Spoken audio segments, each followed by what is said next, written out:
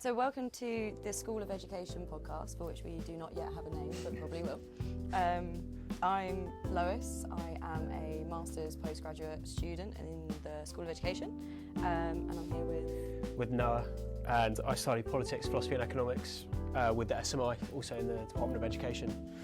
And today we have Matt with us. Who would you like to introduce yourself? Yes. Well, first of all, I've got to give a correction. I'm not a lecturer. I'm a university teacher, which is an important distinction. So that just means that a higher proportion of my time is spent on teaching rather than research within the School of Education. But yes, I teach on the MSc programme, the MA, and then I do some of the psychology modules on the BA as well. Thank you. And you're here today to tell us a bit about your research. So can you tell us a bit about that? Yes. So I think it's probably worth beginning by saying what I originally started researching to then what I'm researching now, because it's a bit of a journey.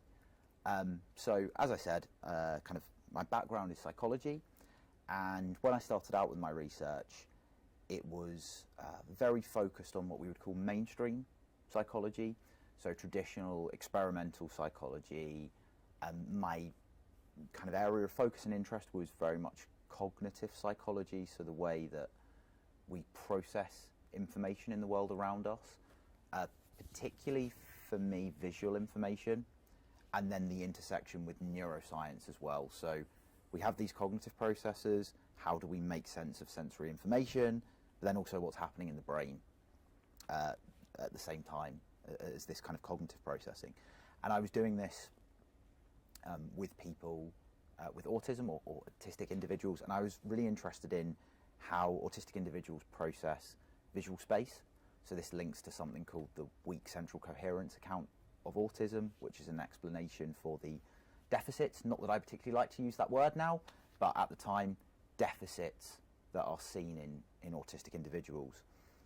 And I was really interested in, would these characteristics of how autistic individuals process visual space be carried over and seen in first degree relatives, so brothers, sisters, mother, father, exploring a potential genetic link, as well as kind of this behavioural mirroring. So that's where I kind of began with my research, and then through various circumstances I ended up transitioning out of that world. So I was enrolled on a PhD, which I ended up leaving. So didn't complete that, and then I trained as a secondary school teacher, which took my research in a very different direction. So as part of my teach training, we did a very small scale social research project in the classroom, an example of action research, so practitioner-led research, kind of responding to a problem in the environment. And in this particular case of this, I was working with a group of lower ability year 7s that had also been identified as a troublesome group. They were a group of 6 students that had quite a lot of behavioural issues, and I was interested in kind of trying to engage them, trying to help improve their behaviour within the classroom through exploring how I could teach drawing upon their interests. So we did a small scale research project. And at the time, so this was back in 2017, Marvel movies were very, very big, probably more popular than they are today, maybe. And the students were all obsessed with those. And I looked at how can we incorporate that into teaching, working alongside the scheme of work that I was teaching within, which was poetry at the time. So how do you mix Avengers and poetry? What does that look like, and what's the experience for the students? And then that research journey has continued through to where I find myself at now, where I am beginning to explore using arts-based approaches within research. So what I'm particularly interested in is something called poetic inquiry. So from interviews and perhaps observations, other artefacts that have perhaps been produced by participants, then taking those words, meanings, and turning that into poetic form. And there's a lot of evidence that this can help uplift the voices of marginalised groups in a way that perhaps traditional methodologies are less able to do, because it's a more participatory approach. Participants can be involved in that process of turning their interview responses into the poetic form. It gives them a much more active engagement than perhaps just interviewing someone or just doing an observation would do. Although I stress I'm in the early stages of that, so it's sort of a whole new set of skills to learn. But I'm researching that in the space of critical disability studies. So I'm interested in how disabled and chronically ill individuals navigate higher education, university spaces. So how do, ultimately, I guess, with a view to trying to establish how do we best support and accommodate individuals that have different access needs, but ensuring that that actually comes from within those communities rather than perhaps an external body saying, well, I think best practice is going to be to make this accommodation, that accommodation. I want the voices of the community, whichever community that is, because I'm sort of cautious of talking about disabled people and chronically ill people as this homogenous mass. So it's likely over the next few years I might work with individual groups within those categories. So yeah, that's kind of a really roundabout and kind of odd. I think someone, I can't remember who, but someone described me as having what they would call a patchwork experience base, and I think that probably is a fair comment. So it's been a real variety of experiences with research. Yeah. And so you mentioned that you used to work in a school. How did you find the transition from sort of academia into more, like, was it secondary school teaching? Secondary school teaching, and yes. then back. And is there anything that you miss about working with children and young people and doing that participatory research and teaching? I think, yeah, that's a really good question. Probably the thing I do miss is the sense of fun that I sometimes think gets lost in academia. I absolutely love teaching in academic spaces, but I think sometimes the demands of the kind of content that we're teaching can make it more difficult to have fun with it. And I especially enjoyed in secondary school teaching year 7, 8 and 9, so teaching students between the ages of 11 and 14. The curriculum is a little bit more flexible there. Absolutely, there's still texts that we have to teach and skills and frameworks and all of those things, but how you actually do that, there was a bit more freedom to play around with things like drawing on students' interests, doing Avengers, having room for drama. So in your most recent research, how long have you been looking around in this area? So it's still fairly early days for me, so I would say it's been about the last year or so that I've really moved into that space. So at the moment I'm doing a doctorate, so a doctorate in education, and we've spent the last 2 years working through taught modules. So the first component of a doctorate in education is actually very much like a master's degree. You do taught modules and you have assessments to pass, a mixture of essays, presentations, critical reflections, and the idea is that period sort of shapes the research that is to come. So I'm coming just to the end of that first part.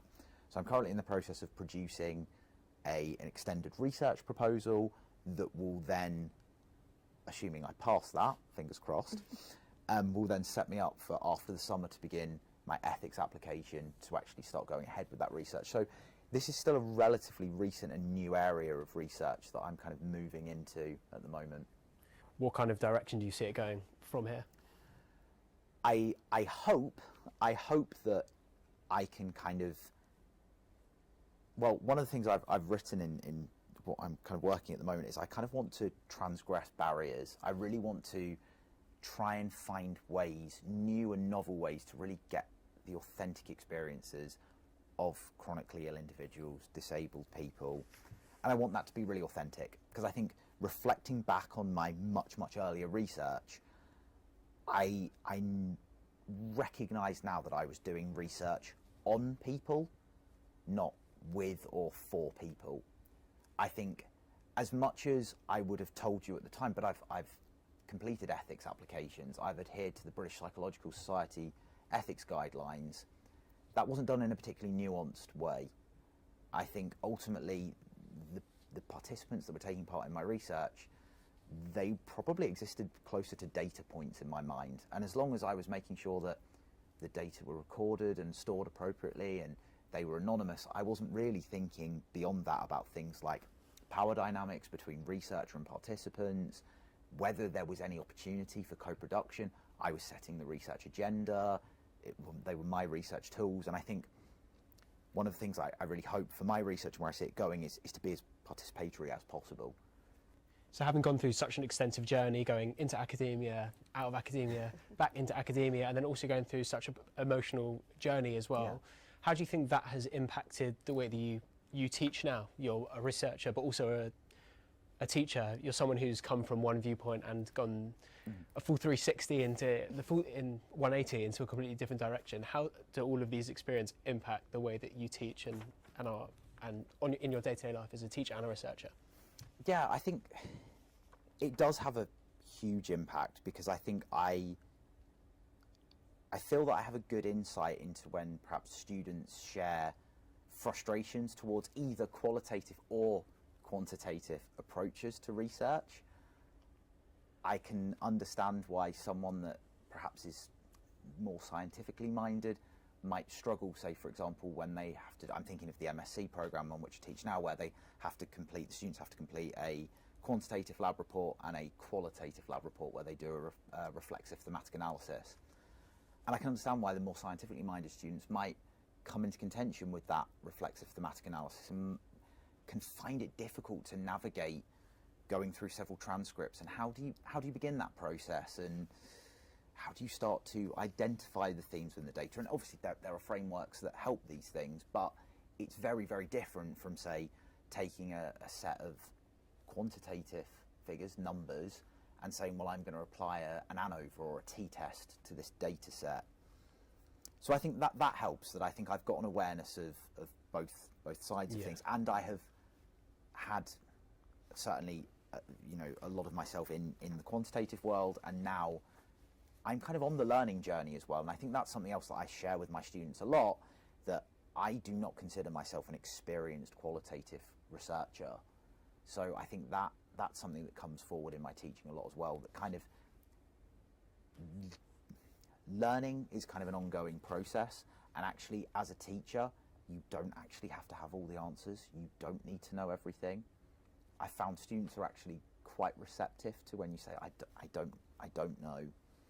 And the other thing I wanted to say is, it's interesting because I think of myself as a teacher first and a researcher second. I love research, but teaching is kind of really my true passion. That's definitely kind of more central to my identity. I would say I think of myself as teacher first, researcher second. And that also sounds like something that's changed from maybe your first, Yes. like the undergraduate, where you were quite set on research. Quite research focused, and it was when I was transitioning out of my PhD. I didn't used to say that, but someone told me that you say you transitioned out of a PhD. You don't say you flunked out or dropped out. You transition out. It sounds better. But I was thinking about, okay, well, what am I going to do now? Because when you transition out of a PhD, you don't necessarily leave with anything. I already had a master's degree at the time, and I kind of didn't have the option to turn what I had done into anything. So I was like, well, what do I take away from this experience? Because, oh my God, I've given up 18 months of my life, and yeah. But what I loved was teaching, because during my PhD, I'd started teaching statistics. I really, really enjoyed it, particularly because it's an area within psychology that a lot of students often find challenging. Psychology isn't a subject that necessarily always attracts people that have done maths in their A-levels or at college. So there's often a lot of stats anxiety, and I know because I was one of those people. And then having gone through the process of actually really enjoying being taught stats, doing it as an optional module in third year, then doing it again in my master's, to the point where I could kind of teach it in lab classes. So I really, really enjoyed that, and I liked that kind of experience of being able to help students and taking them from, I really don't know where to begin with these stats and how to use this statistics program on a computer, to feeling hopefully at least reasonably confident at the end of the year. So I was like, well, I think I'm meant to teach then, right? Because that's the thing that I think made me feel the most fulfilled and happy really. So that's what led to me saying, okay, I want to train as a secondary school teacher, and then the rest is kind of history from there. Yeah, it does sound like you've had a few changes. And when you talk about transitioning out of your PhD, if you could talk to yourself at that age now, or someone who was also in a similar situation or unsure of what their next step was, what would you say to them, or what would be a piece of advice or something that you could say? You've got time. You're not as old as you think you are. However old you think you are, you're not that old, and also everyone's going to do stuff at their own pace. Because I think, again, when you're younger, there's this sense of urgency. And I remember when I left the PhD, I thought I was a complete failure, and that for a long time really plagued me. And it took a very, very long time before I kind of even was comfortable talking about it openly, because it felt like quite a shameful thing that I'd left it in. You know, I'd had funding attached to it, and I also felt some level of responsibility, like I'd wasted kind of money and like that. So I think, saying to anyone, you've got time, make sure the reasons that you are taking whatever those next steps are for you, make sure you've really thought them through. Don't be afraid to take a breath. Take a year to get some experience. Also, that's not me saying never take a leap. Sometimes you've got to, but everyone's got longer than they think, and although sometimes I think it can feel like at 25, 26, you've got to have it all in order, I have met people in my life that have changed careers and retrained. One of the people I did my teacher training with had an entire career as a lawyer, and then like 20-year career as a lawyer, and then was like, but I kind of want to see the second 20 years of my career out doing something completely different. I also wonder if kind of coming through school and then doing A-levels and going into university straight away, and then potentially a master's, then potentially a PhD or a doctorate, there can be quite a binary success-failure idea for people, and that because people maybe do feel ashamed sometimes, or they feel like they've wasted money, they don't talk about maybe those stories of when they have had to start again. But I think it's really interesting to hear it from someone like yourself, who would be considered maybe from the outside quite successful in their department and career, and knowing that you've had these changes. I think it's quite comforting, maybe, to know that you can start again and have that kind of story. Yeah, I think I would hope so. Yeah. And it's something that now I share with a lot of students, especially master's students. I find, because a lot of people doing MAs, MScs, I hear so many students tell me, I want to do a PhD, and I say, that's awesome. Why? Why do you want to do a PhD? And some people can articulate those reasons really clearly, and others are more like, well, because like it would be awesome to be a doctor. Like, yeah, that does sound really cool, but that's not going to carry you through 3 years because it's hard. And I say that as someone who didn't do the second half, which might be harder. I think it probably is. So yeah, I think kind of being honest with students about that, and also, like you say, you can start again, you can change direction. Nothing is final. Sadly, careers are really long, which, I mean, is awesome in one level because it means that you can do lots of things. But, you know, when I was 25, I thought I was really old. And then actually, now at 33, I'm sort of like, okay, so I've probably got at least 30 more years of work, and actually, realistically, could be closer to 40 years of work still to go. So actually, that's a really, really long time. I'm probably less than a third of the way through my working life, which is an interesting thing, but it also, I kind of find that comforting in its own way, even though sometimes it can feel a bit intimidating to think you've got that much time going to work every day ahead of you. But it's quite comforting in the sense of, actually, there are these opportunities to retrain, change direction. You don't have to be fixed. I remember when I first moved up north, I was really struck by just how much chattier people are. You know, I'm a southerner through and through. I'm from a place called Ipswich originally, so not that far from kind of Colchester and Essex. But now when I go back home, I'm always struck by people just don't want to have a chat when, you know, if you're in Nero or wherever other coffee shops are available, but you might try and have a bit of a chat with the barista, and that doesn't really seem to happen down south. Whereas in Sheffield, you can have a bit of a chat with a person. It's friendlier. I think there's a phrase about Sheffield, I'm probably going to misquote it, but something about it being a big village or something like that, and it does feel like that at times, in a really positive way. So I find it a very friendly city, but it also has a lot of, you know, really cool venues. There's always new restaurants, new bars, things like that. There's a lot of culture here as well. We get good acts at the theatre, so yeah, it's a pretty great place to be. Where's your favourite place in the city? Oh, this is going to sound really lame, and it's going to sound like I'm really shilling for the University of Sheffield. But the University of Sheffield has a restaurant called Inox, which is on the top floor of the Student Union, and I think the food there is just wildly good. Really? Yes, and I will talk to anyone about Inox. I try and convince people. I think members of the general public can go to Inox. I don't think you need to be a staff member or student to go there.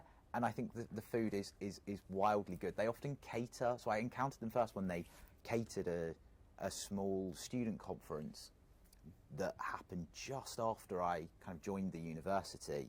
And I was like, this food is absolutely incredible. And you could look through my phone history, and I sent my girlfriend lots of photos of the food, and I was like, this is absolutely top tier. And it was this big buffet, and I just loaded up, and it was just fantastic. And then anytime there's an event that's catered by Inox, I'm going to be there. But I've also gone there independently to buy the food. So that's probably honestly one of my favourite places in Sheffield. I was not expecting you to say that. Is it a food hall or what is it? It's not a food hall, it's just a restaurant. It's just a restaurant? Yeah. Okay. But the staff are really friendly, the food is really nice. They have some... They do lots of kind of really standard food, you know, typical, I don't know, like sharing boards and things like that. But then they have some really interesting, like desserts, for example. So a couple of weeks ago, I had an avocado and courgette cake there that was absolutely mind-blowingly good. I mean, I have a real sweet tooth, and I feel like I'm quite a harsh critic on these things. And it was just a mind-blowingly good cake, like so, just like moist and just like spongy and just wonderful. And you're just like, where do you go to get an avocado and like courgette cake? I'm really enjoying the comparison between the passion for your research and the passion for Inox right now. Yeah, well, I mean, if the sweet treats weren't so good, maybe it would be different. But that's good. That's a good favourite place. I did not realise that was a thing. Yeah, you should both go to Inox. You absolutely should, even if it's just for a coffee. And they have like a little pastry counter. And got to check it out now. Yeah. No, you really have though. God, I didn't have lunch, and I'm really, really hungry. So this makes me even hungrier. I'm always hungry. No difference. No difference. Well, thank you for coming. We really appreciate your time. Is there anything else you wanted to say? Any other last pieces of advice for us, to other students listening, about coming up to the end of the year, towards exams, and maybe people are thinking about what to do next? Coming up for the end of the year, make sure you take some time to look after yourselves. And I really do mean that, because it's easy to let university become all-consuming. I think, although sometimes I think people unfairly say that students they have 6 hours of classes or whatever. Yeah, maybe in some cases, sometimes it's also more, but there's no boundary on being a student.